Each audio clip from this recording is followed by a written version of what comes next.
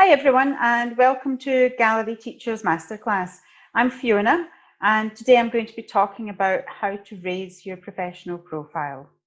So I've been in ELT for 30 years and I've been working at my current school for 20 years, and all through that time I love ELT as a profession, and I'm a really big fan of self-development, reflection and looking at my achievements, and that's what I'd like to share with you today, and to think that the next 30 minutes is really about you and how you can raise your professional profile and make the most of your time in ELT, your profession, your career. So why now is what I want to think about. And I think, why not? Surely it's a time for a new approach, for a new reality. ELT is changing all the time, and I think it's important that we're part of it. Let's be involved and be part of it. Possibly it's a time to reinvent ourselves. Don't sit still. It's a time for change and a time for constructive positivity. Sometimes we can feel a bit in a rut. We're doing the same thing again and again as teachers. Be constructive and be positive and move yourself on from that. It's our profession, it's our professional life. So be a part in changing that and raising your professional profile. So why now? And why in general? And there are several reasons why I think it's important that we focus on raising our professional profile and letting the bigger world of ELT know that we're there and that we're doing good stuff. I think you get a feel-good factor, you get a real buzz. For example, doing something at the moment for gallery teachers, I know that after I've spoken to all of you, after we've had our Q&A, I'm going to be feeling great about myself. And, you know, it's good to have that feeling in our working lives. Positivity for us and also for others, for those around us. If you're raising your profile, you're building your networks, you're reaching out to others, you're building contacts, you're connecting with people, you're finding support so that you're not doing things alone. Even in a school, we might feel isolated. We're the managers of our own classrooms. And so reaching out and connecting with the wider community, building new contacts, new friends. Number of friends that I've made in the last 30 years, really good, solid friendships, sharing professional ideas and building a personal friendship. And that can open doors to new opportunities. I think also if we decide to focus on raising our professional profile, making that a goal to move ourselves forward, it provides healthy, reflective practices. We're looking at ourselves, we're questioning things, questioning where we are in our career, what we can do. We're engaging, we're learning about who we are, we're knowing who we are professionally. It's also a focus to channel our energies in changing times, and ELT is always changing, and this is no different now. It's a reason to get out of bed in the morning, to have something to look forward to get the adrenaline going rather than just the humdrum of day by day. And I think it's also raising your profile and focusing on that provides a sense of taking control of your own professional life.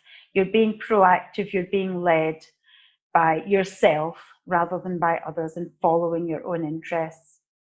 So hopefully that's enough there to give you something to hook in for the next 20-25 minutes with me.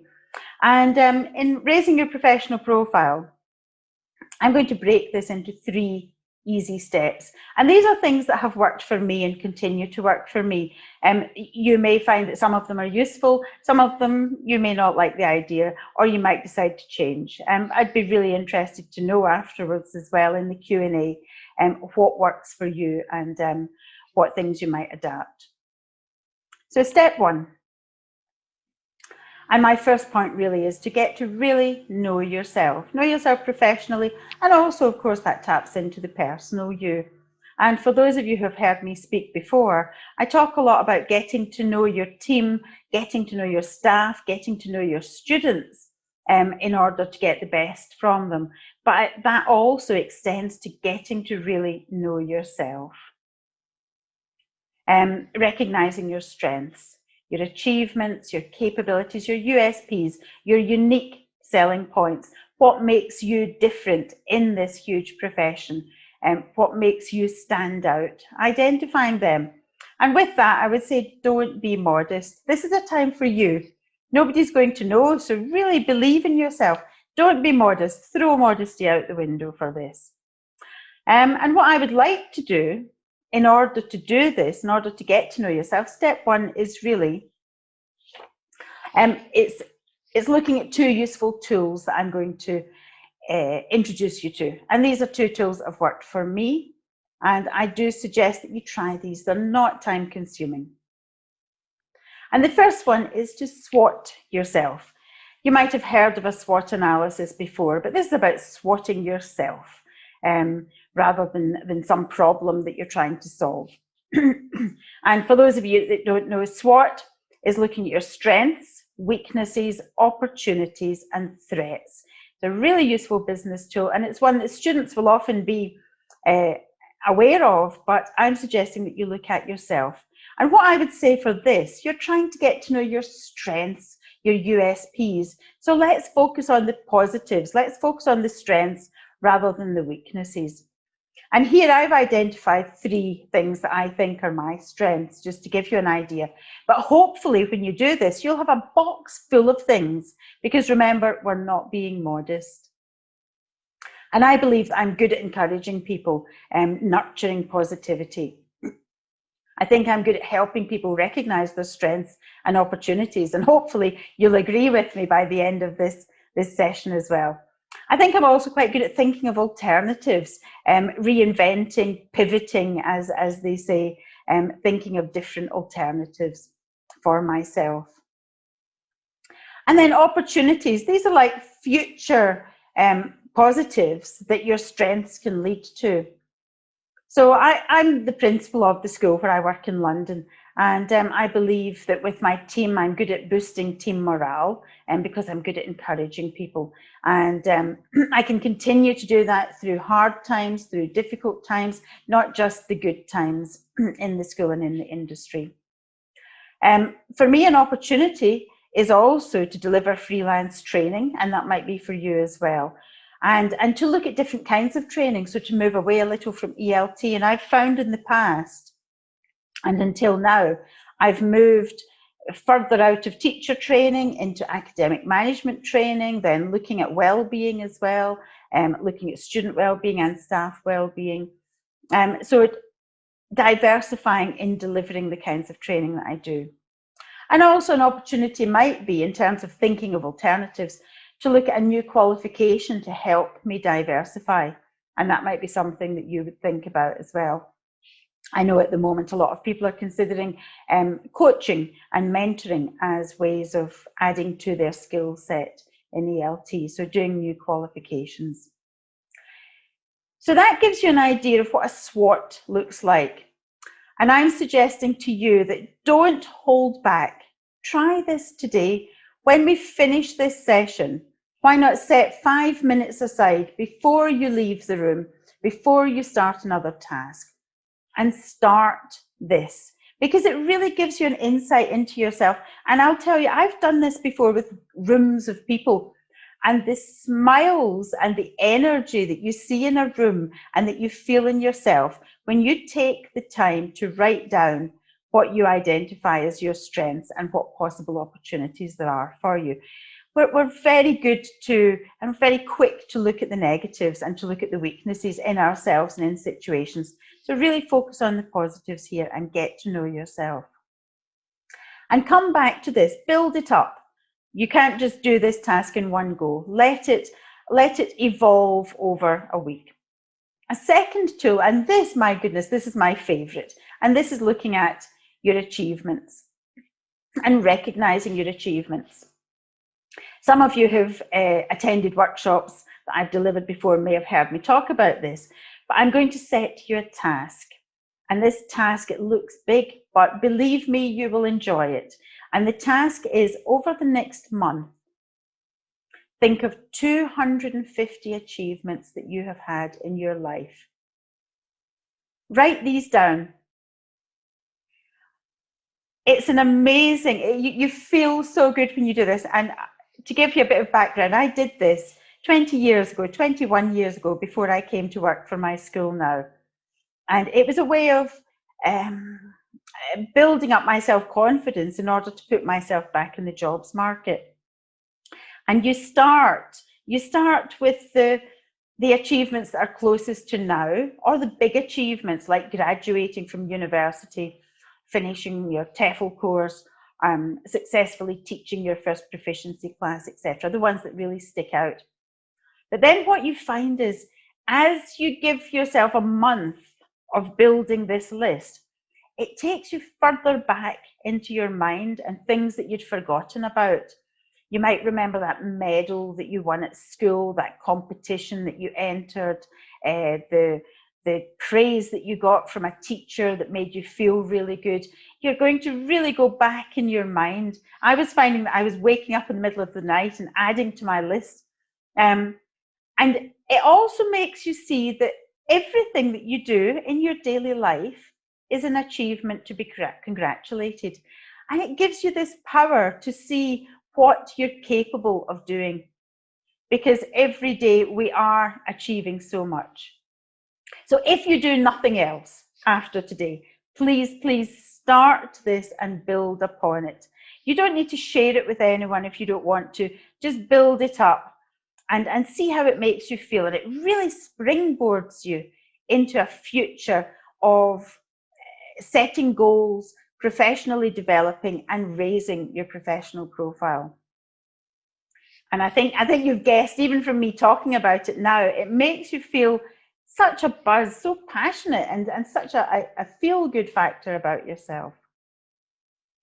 Once you've done it, set yourself 20 more for the next 6 months, and 20 will be a breeze once you've actually written down 250. And then I suggest that you do share this with your colleagues and with your friends. Not in a boasting way, but tell them about this, because spread the word. This is a great and very simple tool to get to know yourself and to know how to promote yourself and what areas are really shining out as your strengths. Before we move on to step 2, why do this? Reasons for recognizing your strengths and achievements. Why is this important? Well, I think the writing down of something, whether it be on a device or on a piece of paper, it allows us time to reflect and to reassess where we are. It gives us a restart button.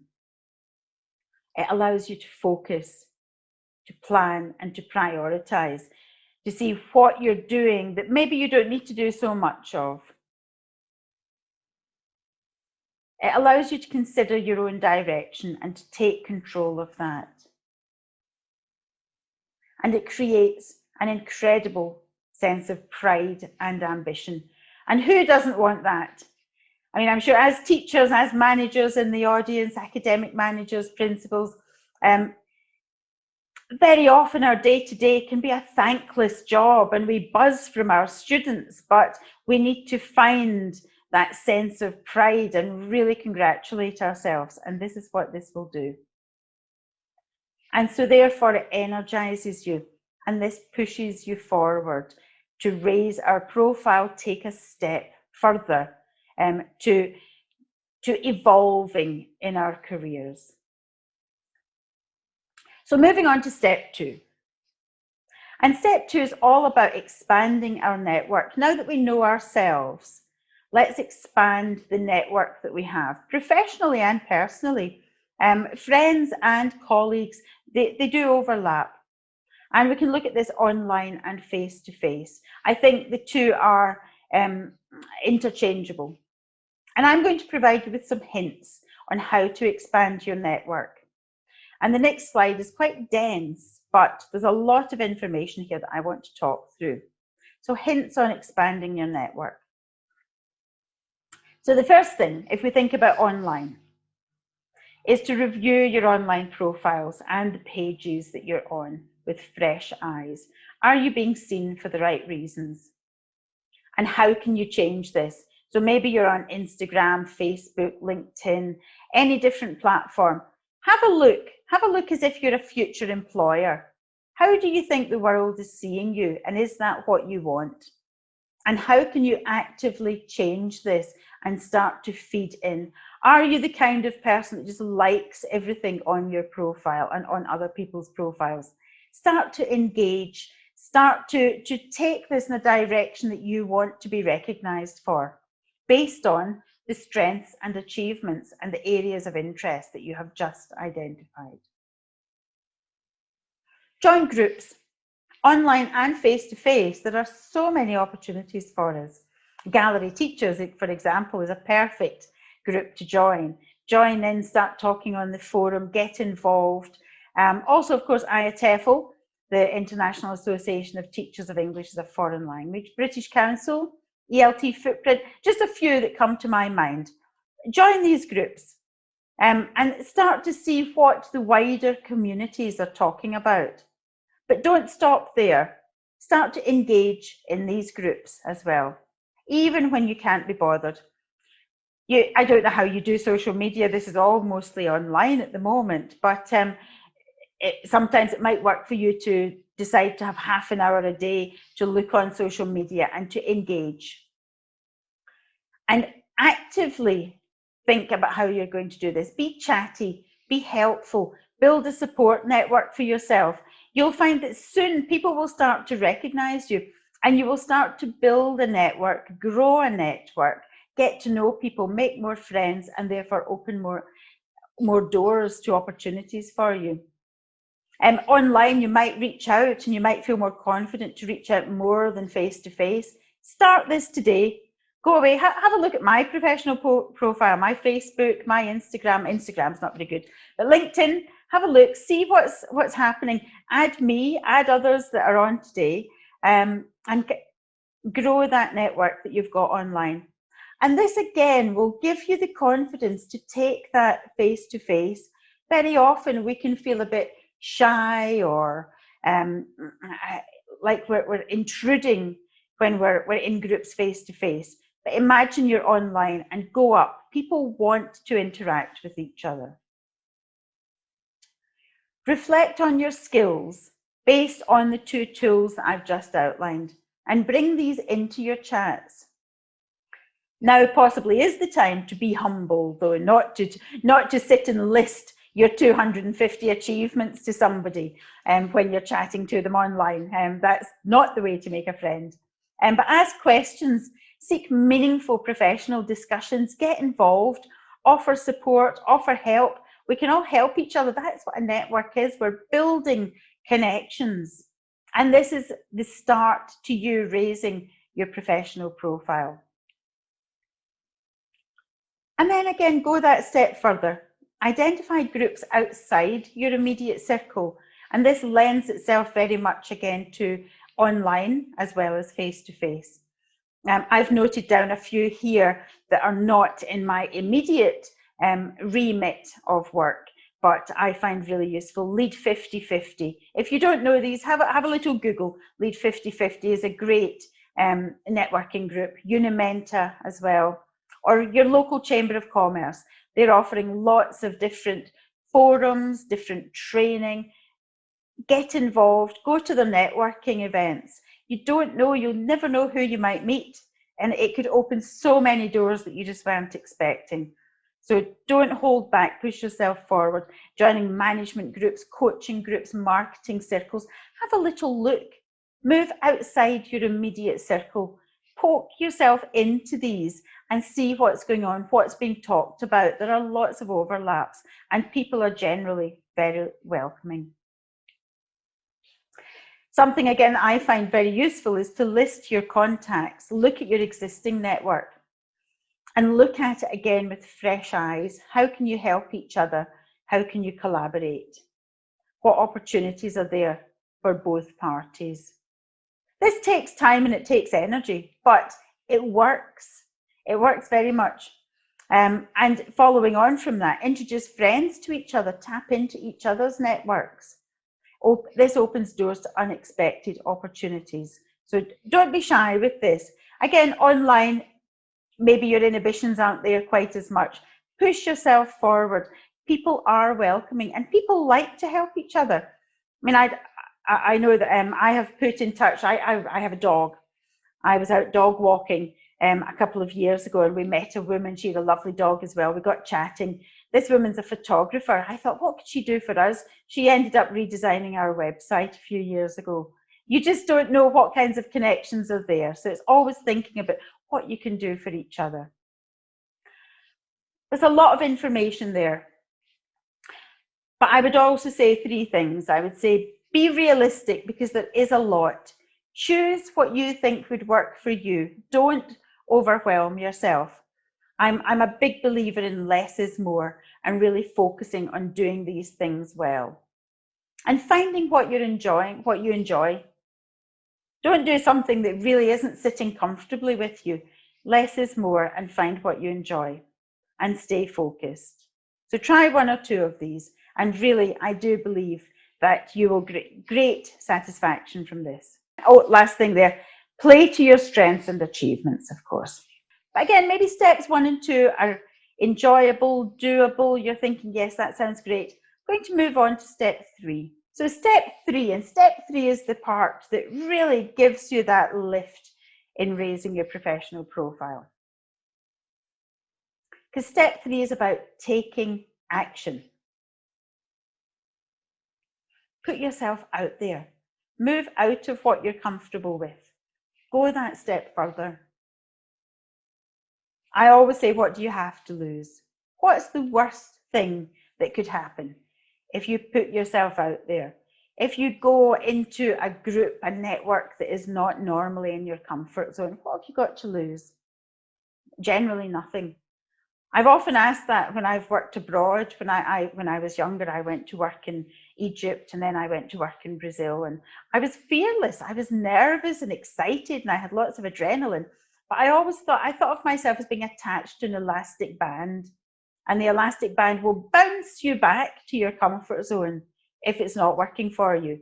So go and see how you feel. What do you have to lose? Be proactive. These opportunities will not just come to you. You need to go looking for them. And say yes. I would say don't say yes all the time, or you will become overwhelmed. But don't shy away from an opportunity because you think you can't do it or it's going to be difficult. Say yes, and then learn how to do it. If you think this is going to be beneficial to you, if you think this is going to raise your professional profile, give you enjoyment, enhance your career, give you more opportunities, move you in a direction, say yes, and then learn how to do it. And the last thing I would say here is people are supportive. We often have imposter syndrome where we question, should I really be doing this? Am I good enough to do this? Why not? People are supportive. Rarely in my 30 years of ELT have I found hostility from audiences, whether it be people that I'm talking to online like yourselves, people face-to-face, students. People are supportive, they're with you. So keep a hold of that when you're saying yes and you're pushing yourself out of your comfort zone. And I'd like to now give you a little more information about opportunities, just to point you in the right direction, but you may see further opportunities for yourself as well, depending on what works for you. So places that you could move out of your comfort zone. Maybe you're not a speaker, maybe you're more of a writer. Write articles, start small. You could provide content for online platforms. There are so many ELT online platforms available. Who's writing all that content? Let it be you. Get involved. Offer your skills to publishers. Don't wait for them to come to you. Put yourself forward. Training organisations, put yourself forward. Do little bits, break it down. You don't need to take on a full-time job with a training organisation. You could just do a little writing, a little course design, a little teaching, a little teacher training. Bite-sized pieces. Speak. I never thought this was going to be me. I'm normally a quiet person. And I would say maybe just when I started in teaching so long ago, my boss at the time put me forward to speak at a conference. and I loved it. I got nervous and I loved it, and I've never looked back. Start with gallery teachers. They've got loads of webinars. Have a look. Could you do that? Have you got something to offer based on your skills and your achievements and your areas of interest? Do mini talks. It doesn't need to be long. And then promote yourself on social media. So don't shy away. Once you've done this, put yourself forward and let the world know. Again, not in a boring, overwhelming way that you're always talking about you, but let others know what you're doing. So self-promote in a soft and a helpful way. Find an area of interest in yourself and expand on that. Start a discussion group, start an action group. You just need 2 other people to start a group. So start these things, set them in motion, start talking about them. Some kind of peer group, maybe just a peer partner, and get involved in a project together. For example, hybrid teaching. Are you hybrid teaching? What are the problems? Find solutions. Discuss this in your group, and then write about it. Write that article. We often say, I've got nothing to write about. So find an area of interest, find a problem to solve, discuss, look at solutions, and then write and present about it. This is all little steps to raising your professional profile. Volunteer to do things, give something back. Again, is a great way. It's a win-win. Look at local charities. Have you got services? Have you got skills that you can offer? As a manager myself, I've thought, well, I might not want to teach for our local refugee charity, but I can help them with recruitment, with selection, with teacher training, with course design. Maybe those are areas that you want to look at. Again, offer your skills, put yourself forward, say yes, and then learn how to do it. And local charities will certainly also benefit from the skills that you've identified and been able to offer to them. Getting involved in committees. TEFL, again, is a voluntary organisation. They're always looking for people to give something to the organisation. Give something back, raise your professional profile, and add it to your achievements. And then finally, online training. Do an online course. Do something that's out of your comfort zone, out of your immediate experience. Have a little look. There are loads of really good things online, and also, of course, face-to-face. Training in marketing, coaching. Just because this isn't you just now doesn't mean that you can't have a look and get involved. You may decide that you're going to be a teacher for the rest of your life. Still, have a look. Coaching courses, management qualifications, teacher training, teacher development things. There are lots of different courses, short and long, that you can get involved in.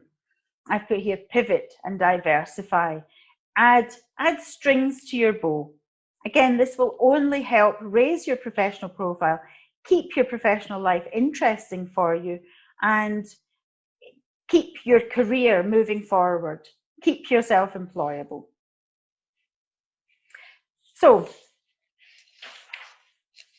takeaway tasks from this.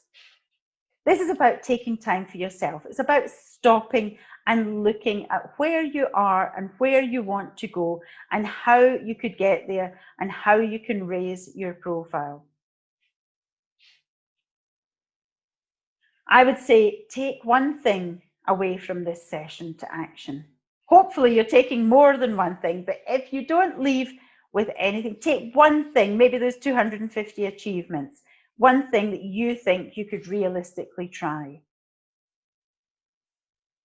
And then if you see me out and about, or if you see me online, tell me about it. Add me to your contacts. Build that network from here. I'm inviting you to do that. I'm a friendly contact to make. And start a conversation on the Gallery Teachers Forum. Start connecting with everyone who's online with us today. And there you can see what the forum would look like. So hopefully that has been helpful. And I would like to highlight to you a quote from a book that I've read. And the quote is, "It's a low point that holds the promise of a better future." And I think this is so important. Whether you're whether you feel a bit stale, you're doing the same thing again and again, or maybe you're fine, but you recognize that you're not going to be fine doing the same thing forever. You want to push yourself forward. Or maybe you are in a rut. Maybe you're thinking, how do I get out of this? Little steps that will promise a better future for us. And this is from a book called The Power of Moments, which I recommend if you're looking for some nice, interesting reading. And so, really, to conclude, I would say think about where you want to be in your career. Imagine your professional happy place and hold on to this. Because really, we spend a lot of our lives working. So make this a happy place. Look back on your career in years to come and think, yes, I did the best for me. I made sure that I was stimulated, challenging myself and enjoying myself. Raise your profile to work towards that happy place.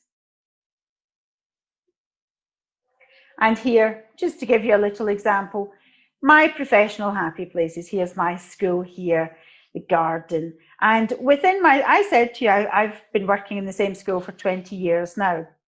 You can still move forward and you can still raise your professional profile within the one geographical place. You don't need to move from job to job in order to open new doors to opportunities. So as long as you're happy in your work and always reinventing and moving yourselves forward. And of course, finally, I would say, don't forget about your personal happy place and your time out for you when you've forgotten about your professional happy place and you're just sitting with your dog, with your best friend, and taking the time for you and looking after your own well-being. So with that, I'm going to finish. But I would say start today. And if you've got any questions about anything that I've been talking about, then do engage with me in the Q&A that's following this. I'm really looking forward to speaking to you. So keep in touch. Here are my details. And also remember to engage with gallery teachers, with the forum, with the teacher workshops. Get involved and raise your professional profile.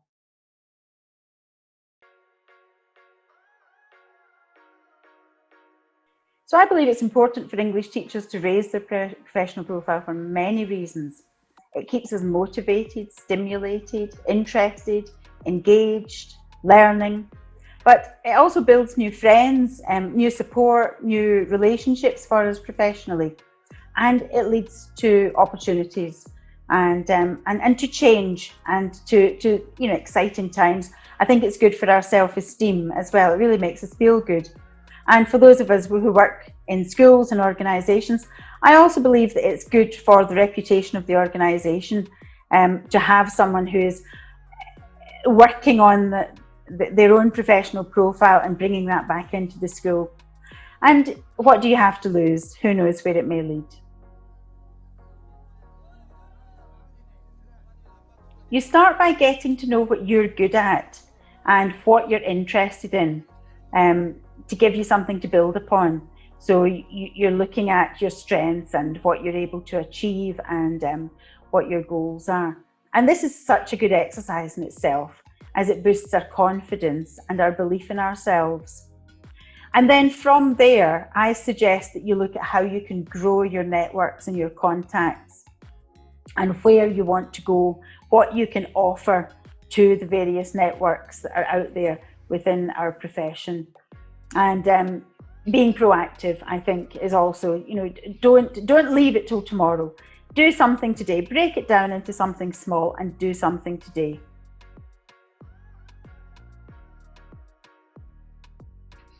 I would say you never stop trying to raise your professional profile. I think it's such a good exercise in life to reflect and to recognise what you're achieving and where you're going, and professionally and personally.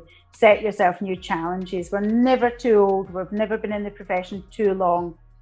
We can always learn. And if we're not always learning, then what happens is we sit still and the profession moves on, and that's a dangerous place to be for our own negativity and our own well-being, and also for the satisfaction that you get in life and in your working life. So I think that there's never a time to stop. Share it with others, build your self-confidence. But what I would add as well is pace yourself. When I'm saying never stop raising your professional profile, you can take a break. You don't want to burn out. So pace yourself, less is more, do little bits that are interesting to you and enhancing in your career. Well, that's such a good question, and I would say certainly not. It's often a path that people choose, and there are many transferable skills for teachers moving into management. But there are also many teachers who are not attracted to management and may not have the correct skills for that particular role. And if I refer to the British Council CPD framework, if you're not familiar with that, have a little look online. But that looks at the different stages in a teaching career and what opportunities are available to us other than management. We can go into many other areas, from a diversifying career in training and coaching to teacher training, materials writing, mentoring. In the school where I work, we have a role called academic project manager, and that particular person is responsible for managing tenders, looking at course design, running professional development, not necessarily transitioning from teacher to manager as such, but being involved in other aspects of ELT.